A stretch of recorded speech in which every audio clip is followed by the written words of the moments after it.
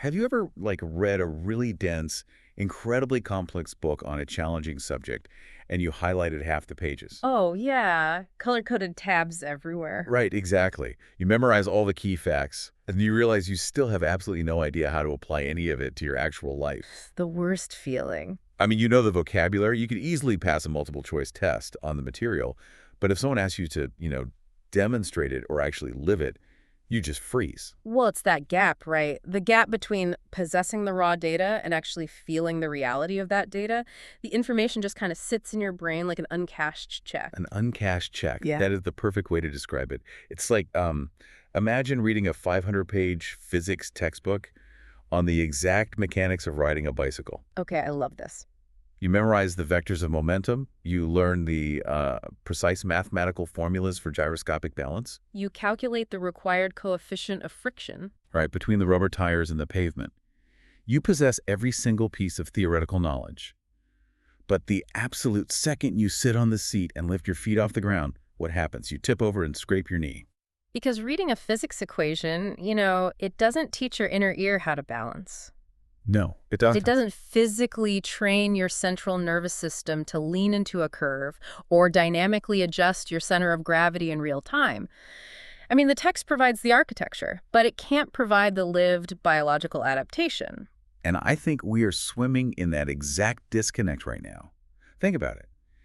More than at any other time in human history, we are utterly inundated with data. Oh, entirely. We're drowning in it. We have unlimited access to facts, frameworks, philosophies, tutorials. I mean, we have all the physics textbooks about how to live a good life, how to build good habits, and find peace of mind.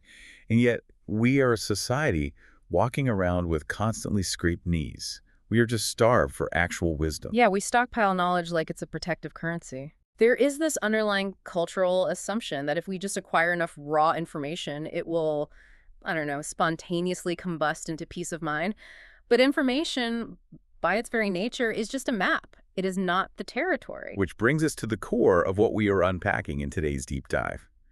We are looking at a set of source notes, and these are dated August 17, 2026. Fascinating stuff in these notes. Truly, they offer a profound examination of one of the most famous philosophical texts in world history, the Bhagavad Gita.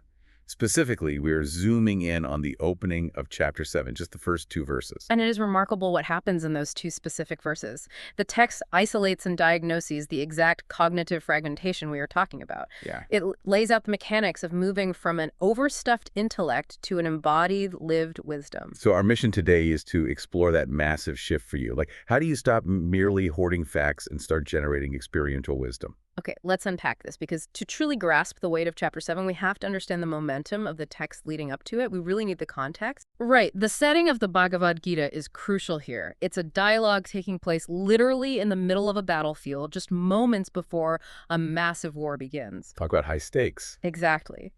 You have the warrior Arjuna, who is referred to in these specific verses as Partha, and he has suffered a complete psychological collapse. He's paralyzed. Yeah, paralyzed by grief, confusion, and a crisis of duty.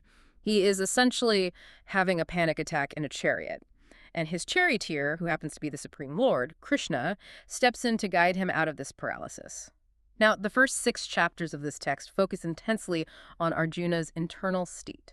So it's about getting his own mind under control. I mean, reading it, it feels almost like an ancient manual for extreme psychological discipline. Very much so. Chapters 1 through 6 deal with the mechanics of individual action, mastering the senses, breath control, regulating the internal landscape. Right. It is highly focused on individual agency. If you want to stop panicking, you first have to stabilize your own nervous system and discipline your own mind. But then we hit chapter 7, which the source notes point out is titled Jnana Vijnana Yoga.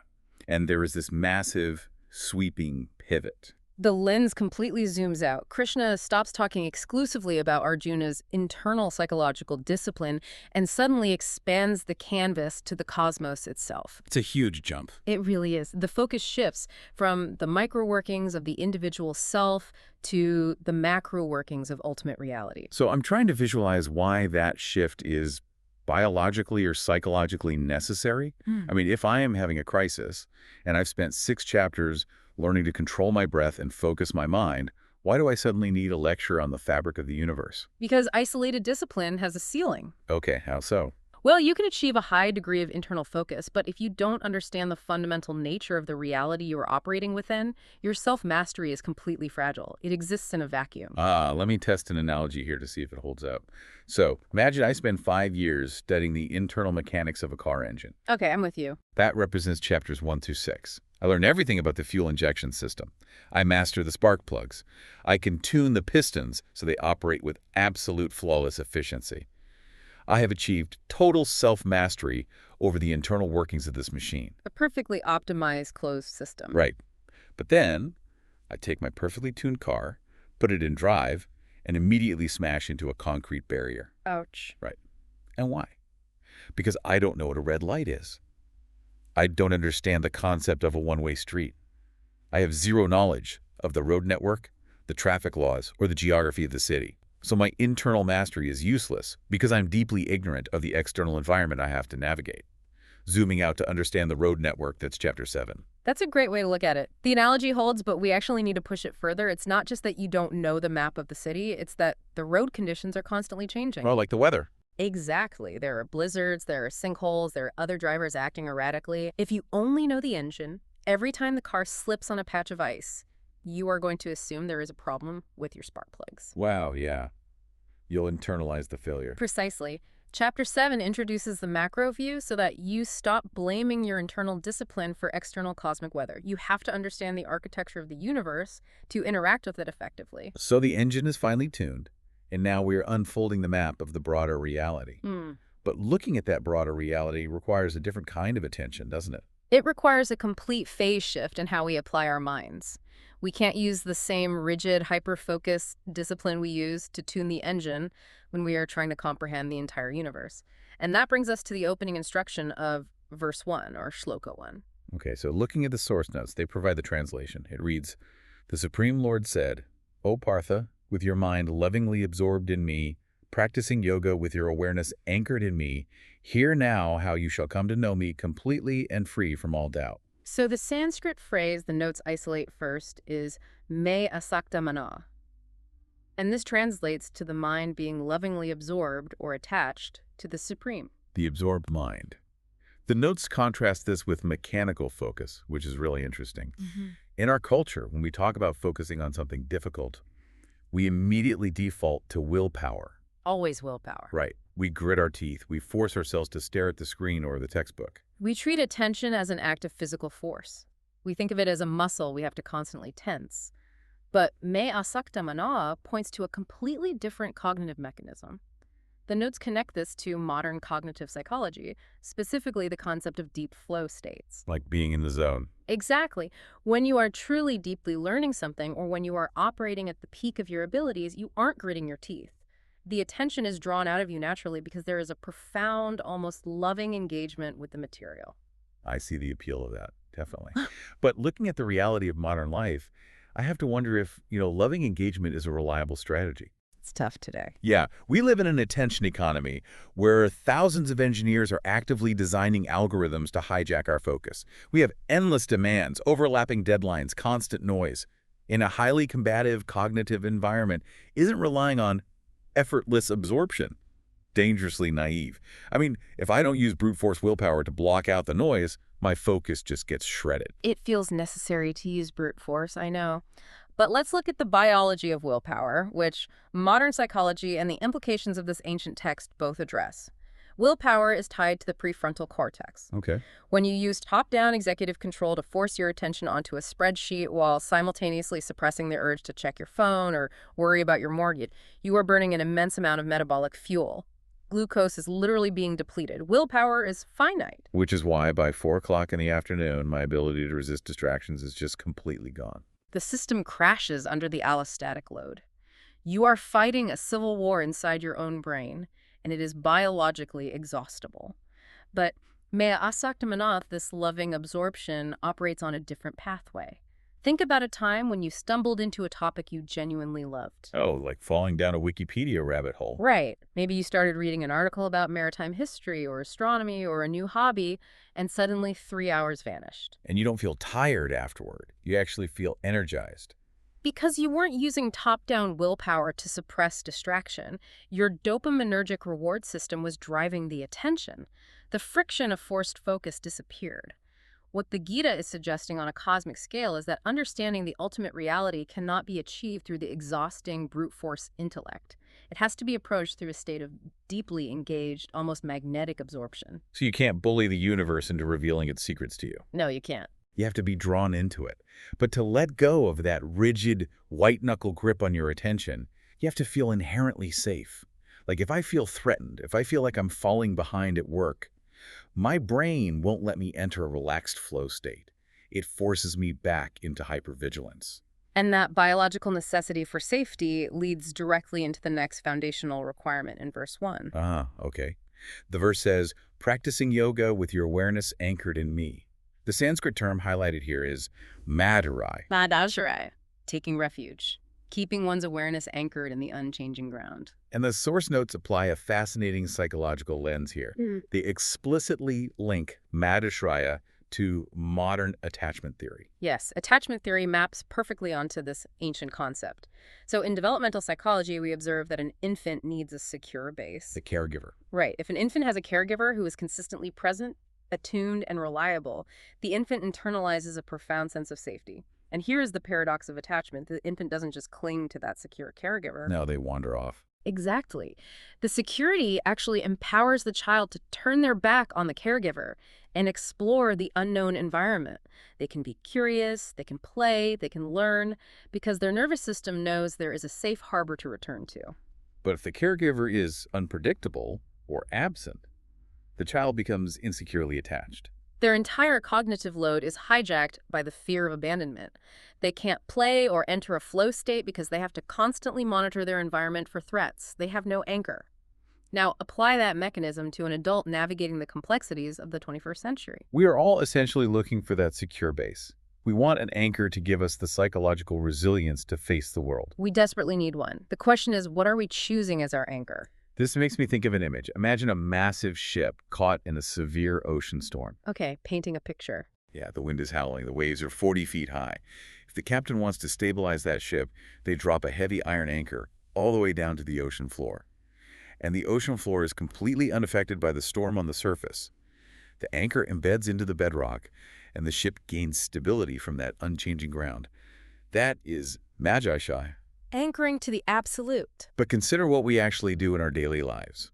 Instead of dropping the anchor to the unchanging bedrock, we take our ship's anchor and we try to tie it to another moving boat on the surface of the water. Oh, wow. We tie our psychological stability to external conditions. Exactly. We anchor our entire sense of self-worth to our job title, or to the balance in our retirement account, or to our physical appearance, or the political climate, or even to the affection of another human being.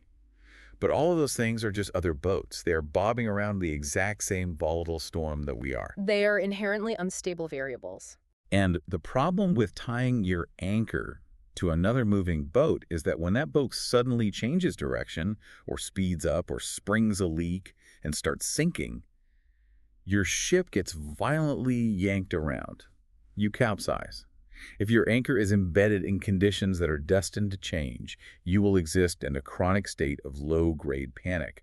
You will never achieve the safety required for the absorbed mind we just talked about. Because your nervous system is constantly tracking the precariousness of your anchor, and the physiological toll of that is immense. Cortisol is just constantly dripping into your bloodstream. You are bracing for impact every single day. The promise of Madhashraya, whether you interpret that supreme anchor as a theistic deity, as the Gita frames it, or as the fundamental, unshakable architecture of consciousness itself, is that it provides a bedrock that does not mutate. The storm still happens. You still experience the waves, the financial hits, the interpersonal conflicts, but they cannot uproot your core architecture. The waves wash over the deck, but they don't break the hull. That's beautifully put. And when you establish those two conditions, when the mind is capable of loving absorption, which is Maya Saktamana, and grounded in an unchanging anchor, Madhashraya, the cognitive apparatus, changes. You become capable of processing reality in a way that is fundamentally impossible when you are in a state of hypervigilant survival. Which brings us to the promise Krishna makes at the end of verse 1. So the verse ends with, "Hear now how you shall come to know me completely and free from all doubt." The two Sanskrit words the notes bring our attention to are samagram and asayam. Samagram translates to completely, wholly, or in totality. Asaija means without a shadow of doubt. And the notes frame this outcome as breaking cognitive silos. We are promised a holistic 360-degree integration of reality where theory and experience merge seamlessly. I actually want to spend some time on this idea of silos because I feel like it is the defining architecture of modern adult life. We fragment our existence. We construct elaborate partitions in our minds. Right. Think about your own week. Are you the exact same person sitting in a Tuesday morning corporate strategy meeting as you are sitting on the floor playing with your kids on a Saturday morning? Probably not. Most of us aren't. We have a work self who speaks in corporate jargon and optimizes for efficiency. We have a home self. We put our scientific rational worldview in one box, and we put our abstract, spiritual, or artistic beliefs in a completely separate box on the other side of the room. We never let the boxes touch. We assume that compartmentalization is a form of control. If reality feels too chaotic to understand as a whole, we just chop it up into manageable, isolated sectors. But the psychological overhead of maintaining those partitions is brutal. Constantly code switching between these fragmented versions of reality leaves us feeling hollowed out. So why do we do it? And how does the promise of samagram knowing reality completely dismantle those walls? The walls are constructed entirely out of doubt, says Gaia. Doubt. Okay, unpack that for me. When we lack an understanding of the fundamental unifying ground of existence, when we lack that bedrock anchor we talked about, we doubt that there is any coherence to the universe. We suspect it's all just random, disconnected chaos. And because we doubt the macro coherence, we retreat into micromanagement. Ah, I see. We build silos to artificially impose order. We think, I have no idea what the ultimate purpose of human consciousness is, but I know exactly how to manage this specific supply chain logistics spreadsheet, so I will define my entire existence by this one tiny fragment.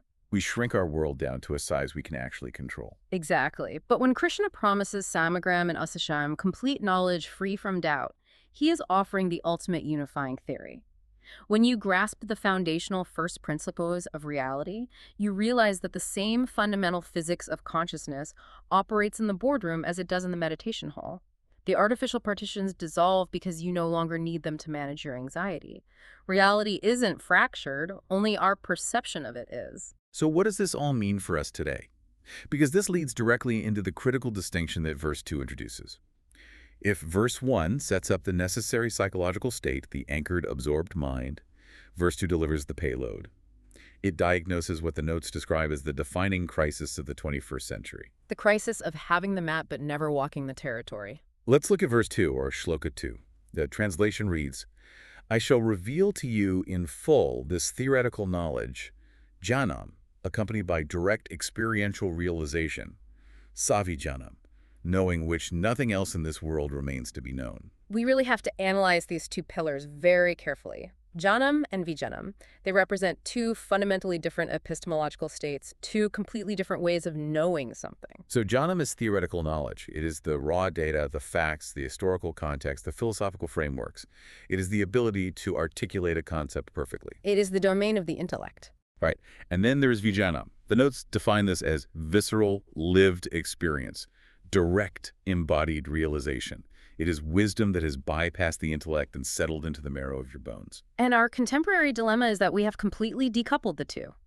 We live in an era that is objectively drowning in jnanam. Yeah, more than ever. You have a device in your pocket that can sum in virtually every academic paper, historical text, and scientific study ever produced by the human species in milliseconds. You can listen to thousands of hours of experts debating the nuances of psychology, nutrition, and philosophy. The barrier to acquiring facts has been completely eradicated. But the barrier to acquiring Vijnanam remains exactly as high as it was 3,000 years ago, because Vijnanam cannot be downloaded, it cannot be consumed on 2x speed, it has to be lived.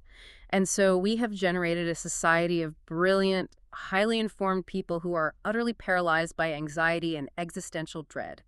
We possess all the jhana, but we are entirely bankrupt of vijnana. The source notes offer a classic analogy here, which I love. Jan is reading the menu.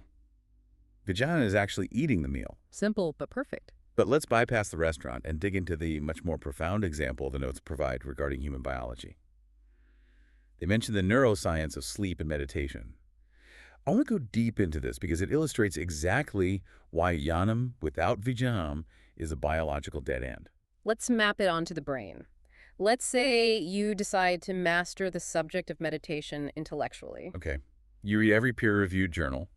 You learn that a consistent meditation practice thickens the prefrontal cortex, which is responsible for executive function. You study the exact mechanisms of the HPA axis, the hypothalamic pituitary adrenal axis, and you understand perfectly how deep breathing signals the parasympathetic nervous system to suppress the release of cortisol from the adrenal glands. Very thorough. Yeah, you know exactly how the amygdala downregulates its threat response. So you have acquired absolute flawless jnanam. Your declarative memory is fully stocked. Right. But what has actually happened to your brain? Structurally? Almost nothing. Nothing. The act of reading about the amygdala downregulating does not downregulate your amygdala. In fact, if you stayed up until 2 a.m. intensely studying the stress response, you probably triggered a cortisol spike. Oh, the irony. Right. Acquiring jnanam utilizes specific regions of the brain, mostly the hippocampus for memory consolidation and the cerebral cortex for processing language and logic. It is a highly localized cognitive event. But the moment you close the book, sit on a cushion, anchor your mind, and actually attempt to meditate, you enter the realm of vijnana. And the biological cascade that occurs in that state is entirely different. When you engage in the lived experience, you aren't just storing language in the cortex. You are actively forcing the brain to undergo neuroplastic changes. You are triggering the release of brain-derived neurotrophic factor, which helps grow new synapses. Wow. Yeah, through repetitive practice, you are physically wrapping myelin sheaths around new neural pathways, insulating them, making the pathway of calm focus faster and more efficient than the pathway of panic. You are physically remodeling the architecture of the brain. The intellect cannot remodel the brain in that way. Like you can't think your way into a thicker prefrontal cortex. You have to experience the friction of the practice. The theory points out the path, but only the embodied experience can clear the brush and lay down the pavement. Theoretical knowledge leaves you as an informed observer. Lived experience transforms you into a different organism entirely. This raises a critical boundary issue, though. When people hear this critique of theoretical knowledge, it's very easy to misinterpret it as an attack on science or intellectualism. People might think, well, if lived experience is all that matters, then facts are subjective, and I should just trust my gut and ignore the data. That is a dangerous misreading, and the text specifically guards against it. Right. Look closely at the phrasing in verse 2. Krishna says, I shall reveal to you in full, Ashita, this theoretical knowledge, jnanam, accompanied by direct experiential realization, sabhijanam. He does not dismiss the intellect. He promises to deliver the theoretical framework in its entirety. So you still need the menu to know what the restaurant serves. You still need the map to know which direction the mountain is. Exactly. The map is vital. Without jnanam, you are stumbling around in the dark. You might mistake a maladaptive psychological response for spiritual enlightenment just because it feels profound. Oh, that happens a lot. It does.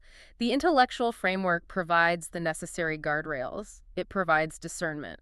The warning here is not that intellect is bad. The warning is that intellect is insufficient. Jnanam is the necessary prerequisite, but it is sterile if it doesn't culminate in sabhijanam.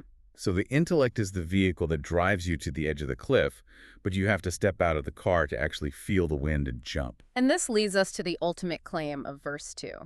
What happens when you successfully marry the map with the territory? What is the outcome of acquiring this integrated jnanam and vijnanam? Okay, the verse ends with what is arguably one of the most audacious statements in philosophical history. It says, knowing which nothing else in this world remains to be known. The Sanskrit phrase is yad jatsva nehabuyo nyajatavyam avashate. It is a staggering claim, knowing which nothing else remains to be known. I mean, on the surface, that sounds ridiculous. It sounds like a claim to omniscience. Like, if I achieve this realization, am I suddenly going to know the exact atomic weight of bismuth? Will I intuitively understand how to pilot a commercial airliner or code in Python? The notes clarify that this is not a claim about quantitative encyclopedic data. It is not about hoarding infinite trivia. The text is describing the attainment of an ultimate first principles framework. It is an ontological claim. A first principles framework. Let's dissect how that actually operates in human cognition. Let's use an analogy from physics. Imagine you are an ancient person observing the world, and you want to understand how things move. Without a first principles understanding of gravity, you have to memorize billions of individual phenomena. You have to memorize that a rock falls when dropped. You have to memorize that an apple falls from a tree. You have to memorize that an arrow eventually arcs down to the earth. So you are overwhelmed by infinite disconnected data points. You are drowning in the micro-events. But the moment you understand the fundamental law of gravity, the foundational architecture of mass and attraction, you don't need to memorize the behavior of every individual object in the universe. You grasp the underlying rule that governs all of them.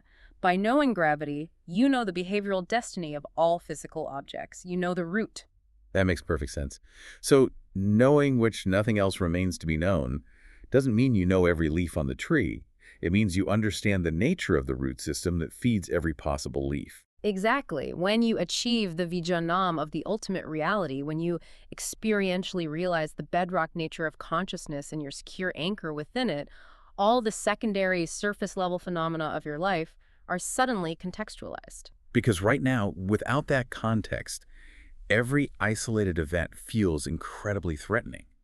If I don't understand the macro architecture of my reality, a conflict with a coworker or a sudden drop in the stock market feels like an existential threat. It feels like the bedrock is crumbling. And the notes describe the result of this first principles understanding as the elimination of chronic existential confusion. When you operate without an anchor, you treat passing weather as permanent climate change. Every disruption forces you to recalculate your entire worldview. That sounds exhausting. It is. But when you are grounded in the absolute, you see the passing events for what they are, temporary ripples on the surface of the water. The ripples still occur, but you are no longer confused by them. That clarity sounds incredibly peaceful, but it also raises a very common critique of this kind of Eastern philosophy. I mean, if I realize that the ultimate ground of reality is unchanging, and that all my daily struggles, my career ambitions, my financial stresses are just passing surface ripples, doesn't that inherently breed apathy? Doesn't knowing the ultimate truth make you stop caring about the mundane details of your life? Why bother paying the mortgage or fixing a broken relationship if it's all just temporary phenomena? It is the most frequent pitfall for those approaching these texts intellectually rather than experientially. Okay, how so? The intellect hears unchanging reality and translates it into nihilistic detachment. But the source notes draw a sharp, vital distinction here. This foundational realization does not end caring. What it ends is compulsive seeking. Compulsive seeking. Okay, let's pull those two concepts apart. What is the mechanism behind our modern compulsion to seek? Compulsive seeking is driven by the illusion of lack. It is the deep-seated, often unconscious belief that you are inherently incomplete, and that you must extract validation, security, or identity from the external world to fill that void. Wow, yeah. It is the engine of consumerism, of toxic ambition, of endless doom scrolling. You seek the next promotion, the next relationship, the next hit of dopamine, because you believe that acquiring it will finally give you the secure anchor you lack. It's tying the anchor to the moving goats again. You are using the external world not to experience it, but to survive it. And that kind of engagement with the world is actually incredibly selfish and exhausting. You aren't loving the world, you are consuming it out of desperation. But when you achieve that embodied realization, when you drop the anchor to the absolute bedrock and the void is filled from the inside out, the desperate impulse to consume evaporates. You no longer need the promotion to prove you exist. You no longer need the relationship to prove you are worthy of love. Exactly. But you don't retreat to a cave. You actually engage with the world more intimately, more creatively, and more joyfully than ever before. Because the pressure is off. Right. Because you are finally operating out of a state of fullness rather than a state of deficit. You still pursue excellence in your career. You still love your family passionately. You still engage in the messiness of life. But the energy behind your actions has transformed. You are playing the game because you love the game, not because you think losing the game will annihilate your soul. That reframes the entire human experience. It shifts life from a grueling survival mission into an expression of play. When the chronic anxiety of needing the external world to perfectly align for you to be okay is removed, you actually have the surplus cognitive and emotional energy to truly pay attention to the people around you. That is the ultimate freedom the text is pointing toward. The freedom to participate in the reality of the present moment without demanding that it save you. We have journeyed through an enormous amount of philosophical and psychological terrain here. We've examined the limitations of isolated self-discipline. We've explored the biology of flow states, the exhaustion of rigid willpower. We've looked at the necessity of a secure psychological anchor to navigate volatility. And we've unpacked the crucial difference between hoarding theoretical facts and doing the hard biological work of embodying wisdom. But the entire premise of our discussion today is that theory is useless if it isn't lived. So we have to bridge that gap right now. We have to translate this ancient cosmic blueprint into something immediately practical for you, the person listening to this. The transition from jnanam to vijnanam requires a first step. It requires establishing a baseline of self-observation. Exactly. So here is a practical mindfulness challenge for you to take into the rest of your day. We want you to shift from passive consumption to visceral, active observation. Today, we want you to study your anchors. Become a neutral witness to the automated reflexes of your own mind. Pay close attention to what happens when you experience a microstressor. When you receive an irritating email, or you feel a sudden wave of boredom standing in line, or an ambiguous text message makes your heart rate spike, what is the immediate, unconscious reflex of your mind? Where do you automatically go to seek refuge? Do you pull your phone out of your pocket to scroll through a feed? Do you reach for a sugary snack? Do you immediately start mentally complaining to a coworker to solicit their validation? Identify your moving boats. Identify the fragile, temporary conditions you are desperately trying to tie your stability to. Once you notice that reflex, the goal isn't to judge yourself or ruthlessly force yourself to stop. Just observe it. Feel the physiological reality of how precarious it feels to anchor your peace of mind to something so easily disrupted. And in that moment of awareness, take one slow, deliberate breath. Try to drop your anchor past the immediate noise. See if you can find just 3 seconds of that mano, that effortless, loving absorption in whatever is physically in front of you. The texture of the steering wheel, the sound of the room, the actual lived reality of the moment. That small, deliberate shift of attention is the beginning of structural biological change. The source notes we've been working from give us a brief look ahead at what comes next in the text.